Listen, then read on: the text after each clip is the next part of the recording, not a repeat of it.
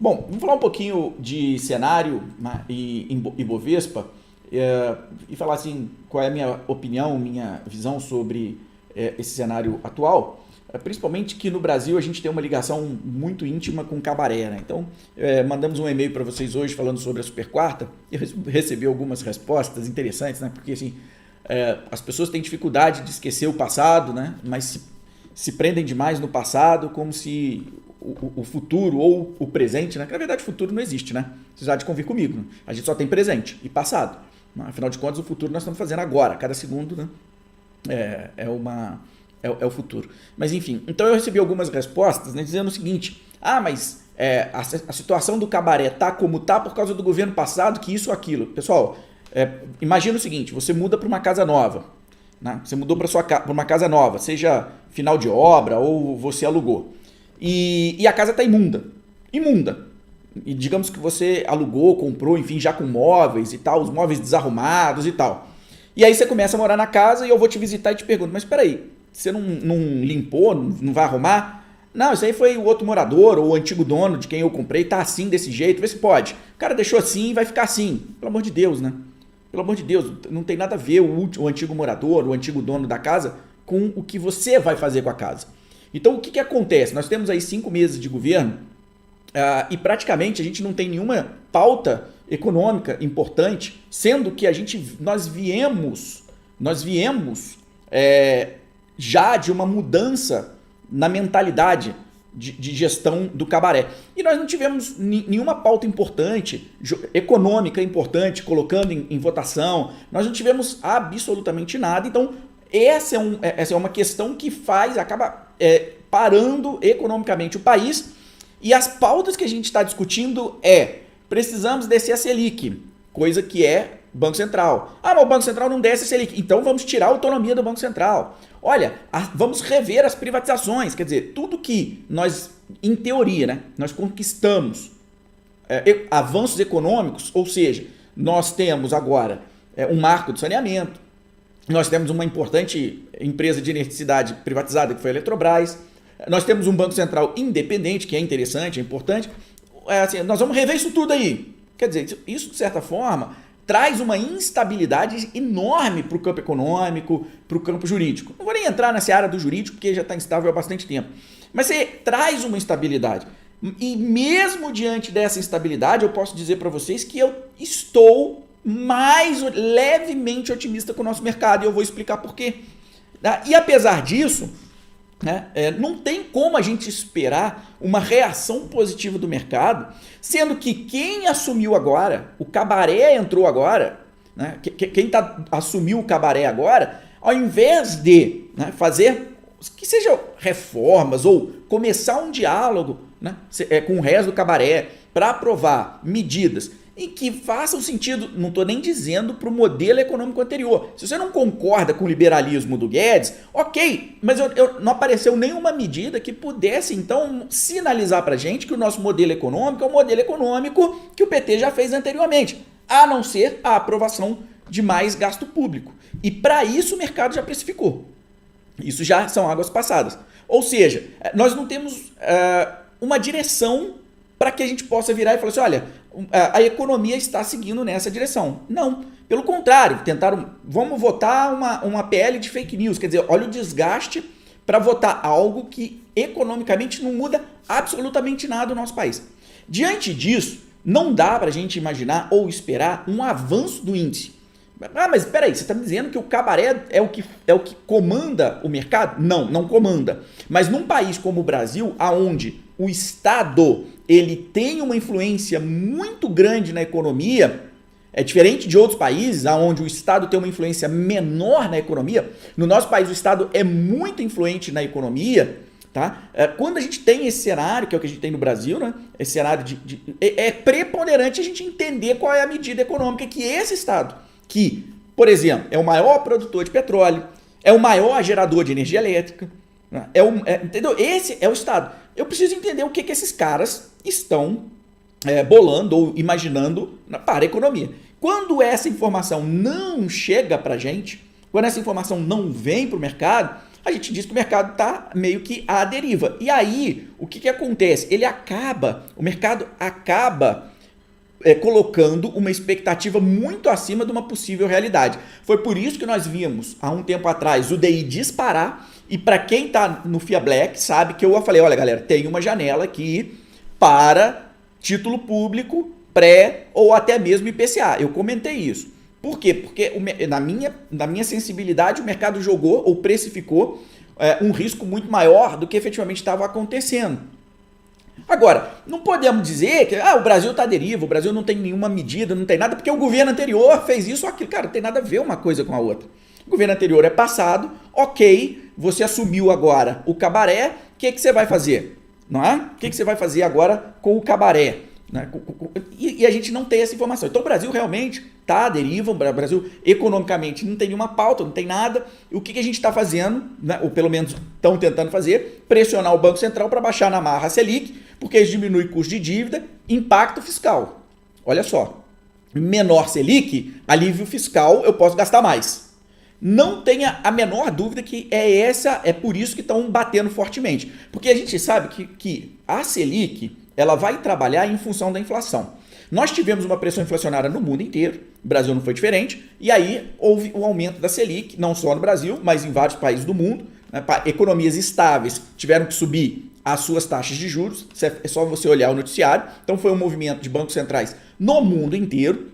Só que no Brasil, como esse Estado ele influencia demais a economia, o gasto público é um fator preponderante. Se eu não tenho um alívio do gasto público, isso vai continuar pressionando a inflação. Por exemplo, o Estado ele é um dos maiores empregadores no país. Eu acho muito engraçado, por exemplo, né, quando a gente fala assim o professor ganha pouco. Tá, mas quem que é o maior empregador no Brasil? Quem tem a maior folha de pagamento dos professores? É o Estado. Então, quando eu digo assim, o professor no Brasil ganha pouco, porque o Estado, e como você tem um maior empregador? Né? Então, ele determina a folha. Imagina, você está numa cidade que é um polo moveleiro, e você tem aquela empresa que gera 50% dos empregos, é a maior. Ora, se você vai abrir uma empresa, você não vai poder pagar, né, mais do que aquele cara lá, ou nem menos.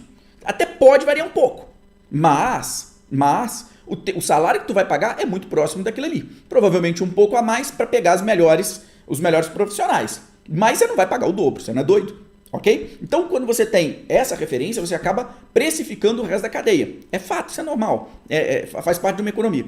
Então, quando você tem o gasto acelerado, como a gente tem, e não vê uma redução, e quanto mais, né, mais gente aumenta salário, coloca mais grana na economia, maior a pressão de inflação que a gente pode ter.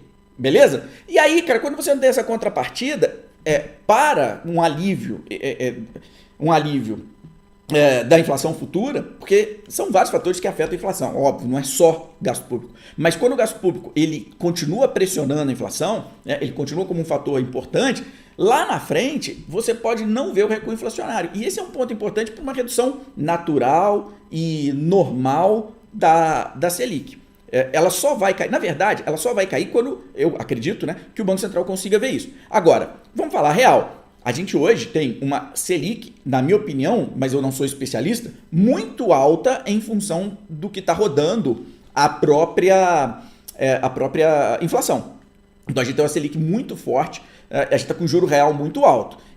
Nesse sentido, eu concordo com o governo. Tá? Eu concordo com o governo. Peraí, não precisa disso. Tá bom. Não, tá bom, mas já não precisava antes, não precisa agora. Só que não é na marra que você vai baixar o negócio. É sinalizando para o Banco Central, você, olha, eu estou contigo, eu quero abaixar a Selic. Para abaixar a Selic, eu estou fazendo isso e isso. Né? Só que a gente não vê essa contrapartida. A gente não vê uma redução de gasto. Agora, isso impacta o mercado. Já chegou a impactar mais, eu te diria que está impactando menos. Então, o índice Bovespa hoje, ele continua com aquele suporte na região dos 96, fato, mas há 2 semanas eu já consigo perceber uma pressão compradora mais forte. E essa pressão está aparecendo nessa semana. A gente está com uma semana onde a gente está fechando ali 107 mil pontos, vai trabalhar bem próximo do 108 e a minha sensibilidade é de que a gente passe os 108 mil pontos. Porém, eu não estou vendo muita força para que a gente avance fortemente em direção ali, por exemplo, a uns 121 mil pontos, aonde eu tenho um outro ponto importante que precisa ser rompido para voltar à tendência de alta que se iniciou lá em 2016, foi interrompida em 2020 com a crise, com toda aquela crise, né? E depois começou a ser retomada pós 2020 e parou mais ou menos ali, meados de 2021, a gente parou com aquela tendência, com essa tendência, e a gente está caminhando lateralmente. Isso é normal dentro de mercados. O mercado não vai andar sempre em linha reta numa direção. É normal que ele pause, e ele está pausado agora durante esse período, e isso você vê claramente olhando para o gráfico do índice Bovespa. Eu só retomo a alta acima do 121. Aí eu retomo a alta. Mas, né, olhando agora para dados econômicos que estão saindo, provavelmente nós vamos ter uma atividade menor por uma retração normal e natural, né? Porque você vê, de um lado, aumento de imposto, você vê de um lado gasto público aumentando, do outro lado, o empresariado ele acaba se retraindo por uma questão natural. Quando você conversa com vários empresários, eles falam assim, olha, diminuir contratação, eu iria fazer uma linha nova, já não vou, e por aí vai. E isso vai refletir um pouco lá na frente e provavelmente a gente vai ter uma contração econômica, o que vai inclusive até, de certa forma, pode até facilitar, não sei, eu não sei, pode até facilitar uma queda da Selic em função de contração econômica, o Banco Central comece a reduzir para tentar melhorar o ambiente econômico, tá?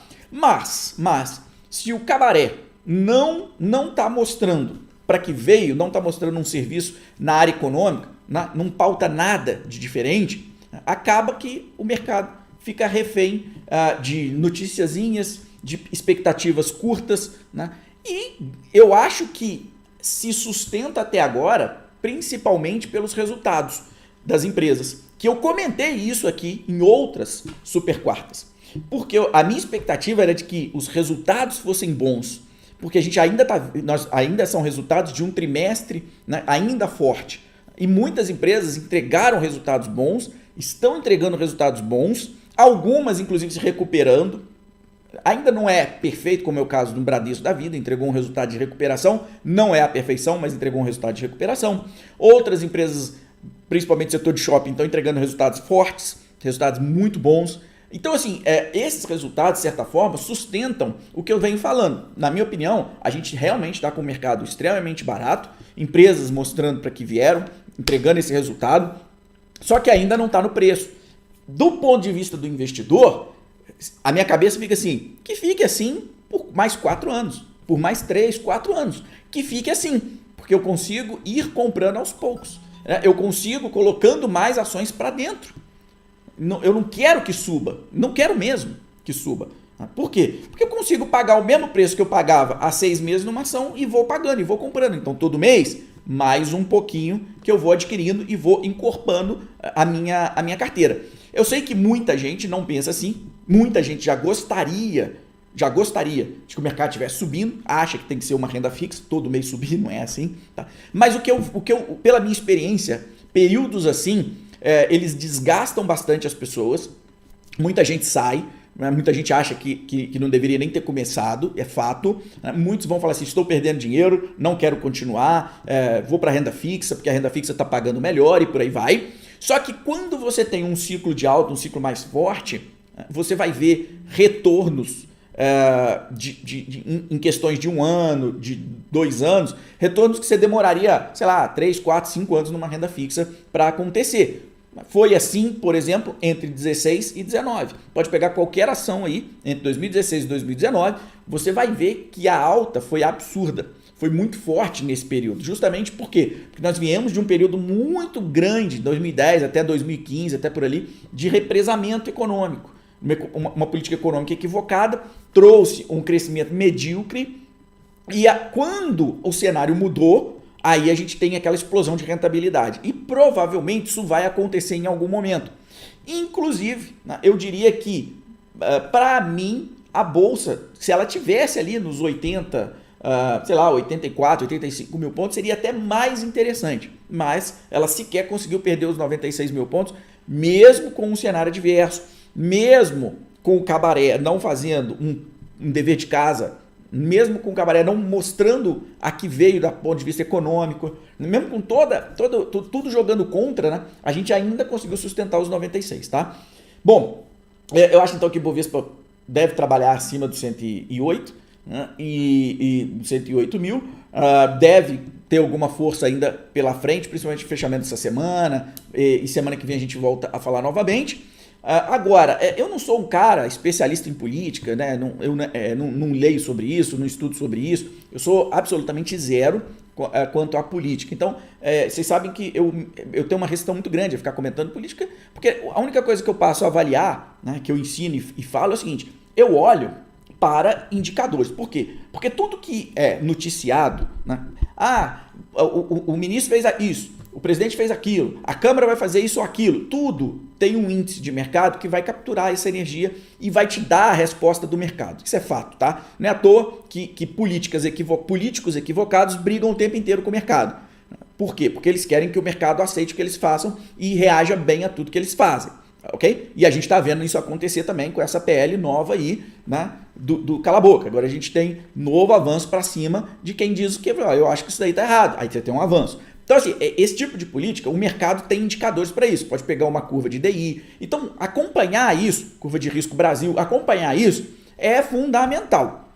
E não leio tanto. Então, a política não me interessa. Me interessa a reação do mercado frente a uma notícia que saia. Então, vamos reestatizar a Eletrobras. Um exemplo.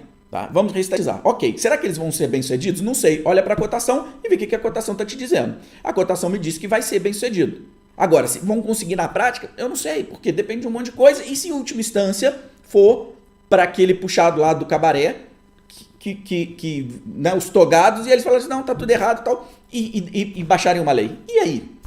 Né? E aí? Eu não sei o que pode vir. Tá? Então, tomar muito cuidado também com isso, nesse exato momento, tomar extremo cuidado com isso, porque por uma caneta pode mudar qualquer coisa, infelizmente, né? Isso não faz parte da análise, mas infelizmente. Agora, eu não consigo avançar muito mais em questões políticas porque não é a minha praia, né? Não é o que eu sei fazer. Eu sei fazer é analisar a empresa, isso eu sei fazer, mais do que isso eu não consigo. Agora, existem empresas que são, de certa forma, mais protegidas de qualquer ou eventual medida política que possa acontecer, né? E aí, essas eu acabo comprando mais e essas acabam, inclusive, de certa forma, meio que blindadas de qualquer que seja a intromissão que se faça, tá? É isso. Infelizmente, eu não vejo com bons olhos para onde a gente está caminhando. Inclusive, eu não sei nem que pé que está aquela CPI lá do dia 8. Não sei se aprovaram, se vai começar ou se não. Porque se aquilo começa, aí sim é uma leitura de um desgaste do governo. E aí pode ser até que, às vezes, nem fazer nada é positivo, né? E com esse desgaste, ao não fazer nada, seja positivo para o mercado. Porque se você não faz nada, na melhor das hipóteses, ok, então deixa o mercado se resolver, já que eu não fiz nada. Né? Então, assim, se você tem um contra-ataque, aquilo ali pode ser até positivo, do ponto de vista econômico, apesar de não ter nada a ver com a economia, porque você ataca um governo que não tá agindo, não está fazendo nada de interessante do ponto de vista econômico, né? ou reformas, ou o que quer que seja, está querendo reestatizar, está querendo voltar atrás, principalmente marco do saneamento e algumas pautas que já foram aprovadas por Congresso e são importantes, são interessantes, e aí acaba deixando o mercado mais livre sem noticiário negativo. Se você não influenciar negativamente o mercado, ok, as coisas vão se ajustar, aí sim, aí eu já consigo vislumbrar um potencial crescimento do índice Bovespa, uma melhora econômica. Outro ponto importante que eu não posso deixar de falar para a gente fechar essa parte do Ibovespa e abrir para as perguntas aqui, que é o seguinte: o nosso índice ele tem uma influência muito grande da commodity. Fato. Commodity e financials. Né? Tanto que a maior parte do índice Ibovespa são de empresas exportadoras de commodities.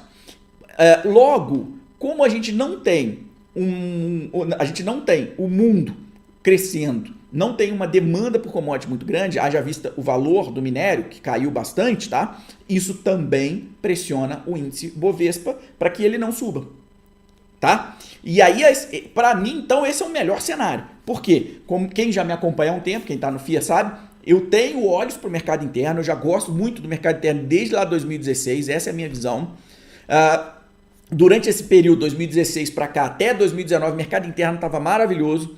Pós-pandemia, houve uma reviravolta, a gente teve uma performance mais forte das exportadoras, mas esse cenário começa a se inverter novamente agora.